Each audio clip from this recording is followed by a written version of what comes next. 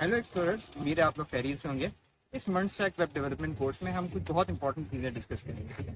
तो kindly like, subscribe और bell icon को प्रेस कर दीजिए। और आज का हमारा टॉपिक है ये। आज की क्लास में हम सिमेंटिक एलिमेंट्स को देखने लगे, ठीक है। सिमेंटिक एलिमेंट्स क्या हैं? अगर मैं आपसे पूछूं कि what are semantic elements in HTML, semantic elements in HTML, ठीक है। तो स्टूडेंट्स, ये चीज़ आपने याद रखनी है कि सिमेंटिक एलिमेंट्स हमारे वो एलिमेंट्स होते हैं कि जो हमारी एचटीएमएल को ये चीज़ बताते हैं कि हम बेसिकली कर क्या रहे हैं, ठीक है। जैसे कि मैं आपको एग्जांपल देता हूँ। आपको याद होगा हमने एक लिस्ट बनाई थी प्रीवियस क्लास में, और उसमें हमने पी के थ्रू लिस्ट बनाई थी, ठीक है। तो आपको याद होगा जब हमने पी के थ्रू लिस्ट बनाई थी तो हमें इस चीज़ का पता था कि वो एक लिस्ट है, पर क्या एचटीएमएल को ये चीज़ पता था कि वो लिस्ट है? नहीं, ठीक है। तो बेसिकली उसके लिए हमने क्या किया, हमने लिस्ट का टैग यूज़ किया था। हमने क्या किया था, यूएल बनाया था, अनऑर्डर्ड लिस्ट बनाई थी, उसके अंदर लिस्ट आइटम्स ऐड किए थे, और एल के अंदर हमने एल के थ्रू हमने लिस्ट आइटम्स बनाए थे, ठीक है। और अनऑर्डर्ड लिस्ट बनाई थी और ऑर्डर्ड लिस्ट बनाई थी, ठीक है। सिमेंटिक एलिमेंट्स बेसिकली क्या करते हैं कि हमारे वो टैग्स होते हैं, जैसे कि एक मिनट में आपको बता देता हूँ। सिमेंटिक एलिमेंट्स बेसिकली हमारे वो टैग्स हैं जैसे सिमेंटिक एलिमेंट्स, ठीक है। अब सिमेंटिक एलिमेंट्स हमारे कौन से एलिमेंट्स होते हैं उनको देखते हैं। जैसे कि हमारा हेडर हो गया, हेडर का टैग हो गया, फुटर का टैग हो गया, हमारा मेन का टैग हो गया, हमारा सेक्शन हो गया, ठीक है। अब इनको यूज़ कैसे करते हैं उनको भी देखते हैं, ठीक है। उससे पहले मैं आपको बता दूं नॉन सिमेंटिक एलिमेंट्स कौन से होते हैं, ठीक है। नॉन सिमेंटिक एलिमेंट्स, ठीक है। नॉन सिमेंटिक एलिमेंट्स में हमारा डिव आ जाता है, हमारा पी आ जाता है, हमारा स्पैन आ जाता है, ठीक है। तो बेसिकली ये हमारे नॉन सिमेंटिक एलिमेंट्स हैं, ठीक है। तो बेसिकली स्टूडेंट्स, ये चीज़ आपने याद रखनी है कि हमारे सिमेंटिक एलिमेंट्स ये हैं, ठीक है, और ये हैं हमारे नॉन सिमेंटिक एलिमेंट्स, ठीक है। अच्छा, अब हम बेसिकली क्या करते हैं कि हमारे पास इधर वेबसाइट खुली हुई है, हम क्या करते हैं, दोबारा बॉयलर प्लेट कोड जनरेट करेंगे, ठीक है। और यहाँ हम क्या करते हैं, यहाँ हम ऐड कर लेते हैं टाइटल में सिमेंटिक, ठीक हो गया। अच्छा स्टूडेंट्स, ये चीज़ आपने याद रखनी है कि जो मेटा का टैग है ना, बेसिकली मेटा का टैग आपकी सर्च इंजन ऑप्टिमाइजेशन के लिए यूज होता है, ठीक है। एसईओ बेसिकली आपकी साइट को रैंक करने में बेहतर होता है, ठीक है। अब आप ये व्यू पोर्ट देख रहे हैं, ये बेसिकली इसको ये बता रहा है कि अपने कंटेंट को एडजस्ट कर ले डिवाइस की विड्थ के हिसाब से, ठीक है। तो बेसिकली इस वजह से ये मेटा का टैग यूज़ हो रहा है। तो इसमें इतना घबराने की बात नहीं, मेटा का टैग हमारा सर्च इंजन ऑप्टिमाइजेशन के लिए यूज़ होता है, ठीक है। डन।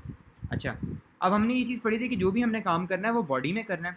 अच्छा स्टूडेंट्स, अब मैं क्या करता हूँ, मैं एक हेडर बना लेता हूँ, ठीक है। मैं क्या करता हूँ कि यहाँ मैं यूएल बना लेता हूँ, एक लिस्ट LI होम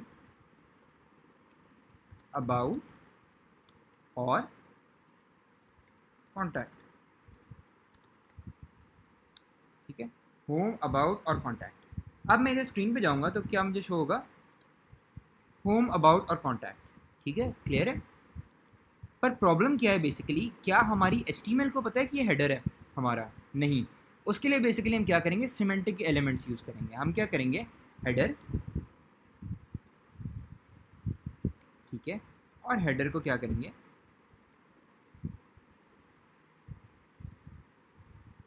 ये बेसिकली हमारा हेडर। अब इसको ये चीज़ पता चल गई जो ये कंटेंट आ रहा है ये हमारा हेडर में यूज़ होता है, ठीक है। इसके बाद हम क्या करेंगे, हम सेक्शन यूज़ करेंगे। कोई भी कंटेंट अगर हमने ऐड करना है तो हम सेक्शन में यूज़ करेंगे। जैसे मैं कह देता हूँ H1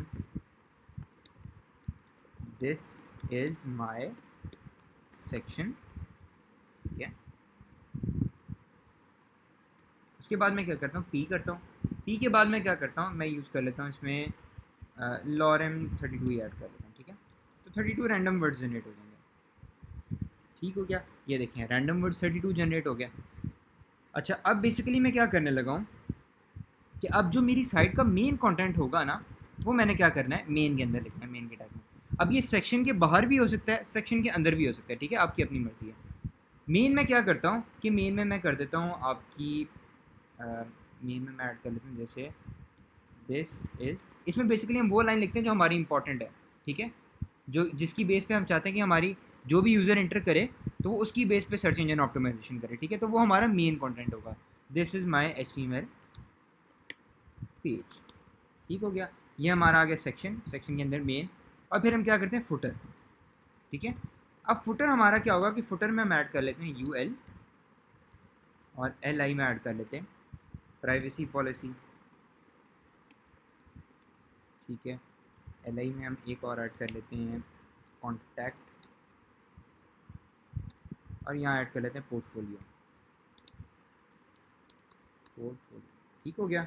अच्छा, अब अगर हम यहाँ आए तो हमारे पास ये आएगा। अच्छा स्टूडेंट्स, आपने एक चीज़ नोट की होगी कि जो हमारा फुटर है, फुटर हमारा इधर शो हो रहा है, ठीक है, जबकि फुटर हमारा नीचे शो होना चाहिए, ठीक है।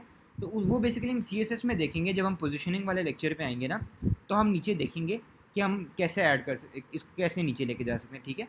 तो basically nothing to worry about, जिस ऑर्डर में आप लिखेंगे उसी तरह आपको रिजल्ट शो होगा, ठीक है। अगर मैं फुटर को ऊपर लिख देता हूँ हेडर से, तो मुझे फुटर ऊपर शो होगा, ठीक है।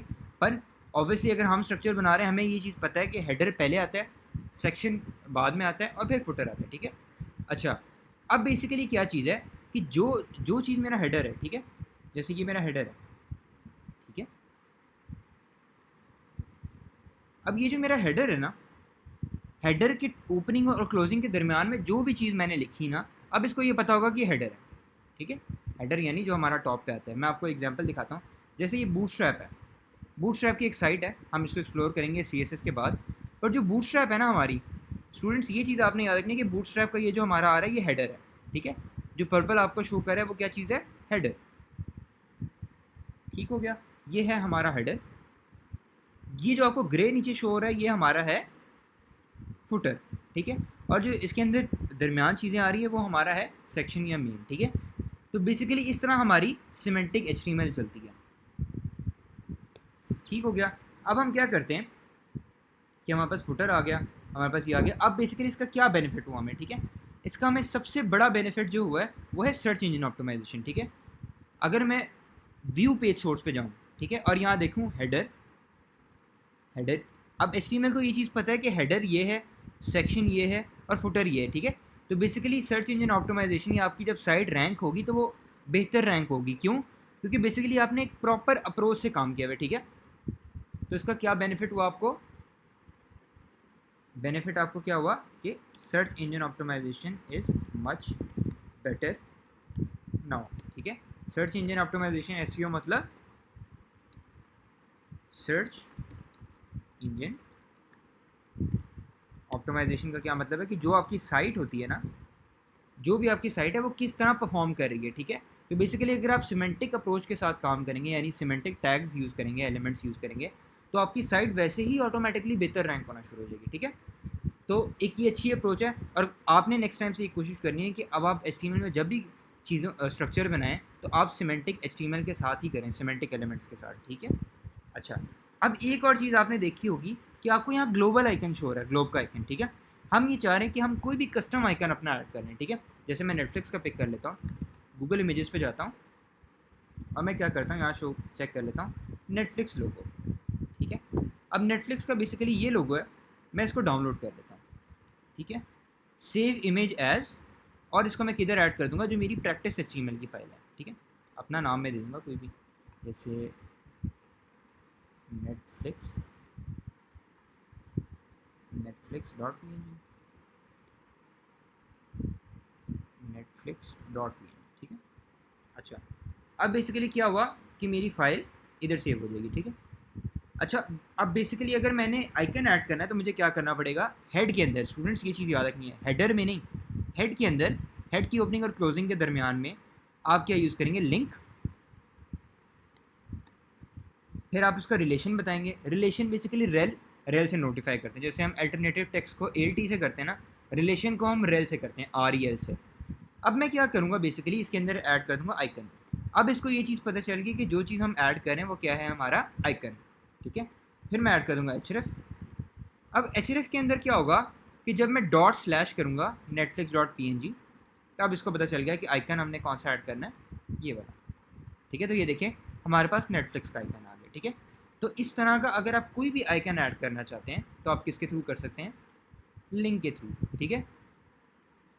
जो लिंक का टैग होता है वो हमारा किस चीज़ में हेल्प करता है, लिंक बनाने में। इसी तरह हमने नेटफ्लिक्स PNG के साथ लिंक बनाया, किस तरह का, आइकन का, ठीक है।